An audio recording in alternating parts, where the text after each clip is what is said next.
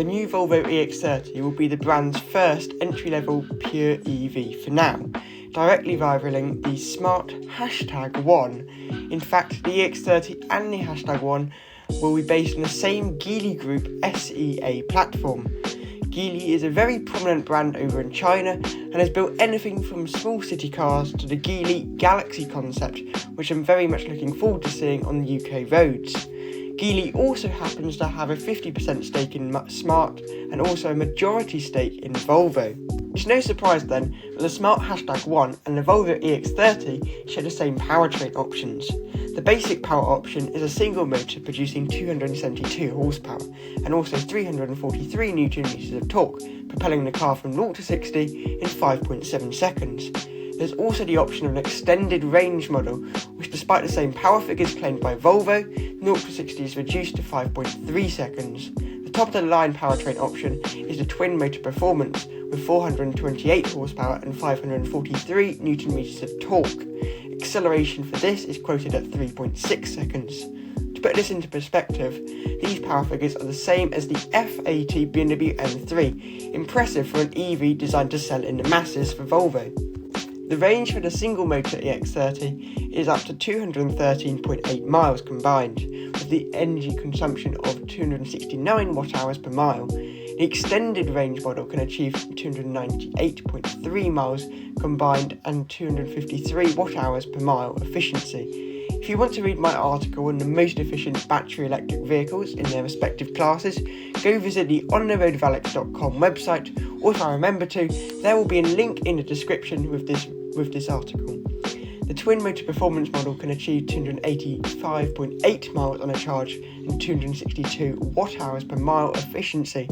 These figures match what is currently expected in this class of cars, and although the extended range model is likely to be the most popular option, the performance model does seem appealing, especially when the extra power does little to reduce the range or efficiency. The EX30 comes with a whole host of safety kit, preventive and protective. I spent some time counting it all up, and there was a total of 34 safety features, including alcohol lock software, whiplash injury protection, and of course, lane keeping assist. Other equipment include a 360-degree camera with a 3D viewing format, as well as an air quality system, which should keep my hay fever at bay. 5G, as well as the Google equipment we see in cars such as the Renault Megane E-Tech, is also here, although this is only available for 4 years and then it runs out. What I haven't mentioned yet is the way it looks. Of course, this is subjective, but I think this looks 10 times better than its sister car, the Smart #1. Unlike the Smart, which takes a very blobby design from Mercedes-Benz cues, this EX30 is distinctively Volvo, and I like the way there's no grille, but unlike Tesla, it doesn't look like a fish. Despite being far more squared off than the Smart, they both also have a drag coefficient of 0.29. On the inside, Volvo has stuck with the portrait orientation of the touchscreen, but I like the fact that the bezels are far thinner than before. It looks far more 2023 rather than an original iPad.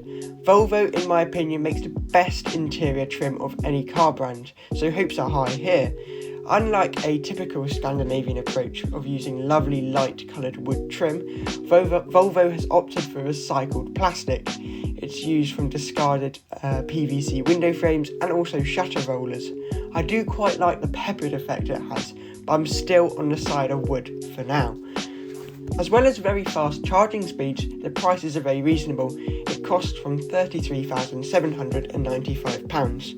However, the only other trim variant costs an additional £8,250, which does seem a little steep, but you'll have to see which one best suits you. The extended range model brings the total to £38,545, while the performance-oriented model brings the cost up to £40,995.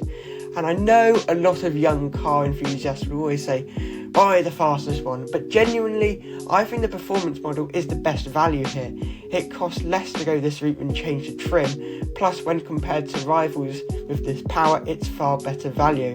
I also don't think it has a detrimental effect on the range, plus it also adds four-wheel drive, which most Volvo owners really do like.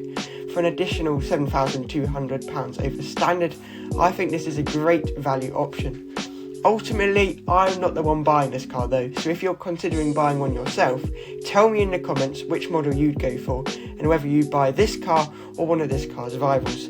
But thanks for watching and see you in the next upload.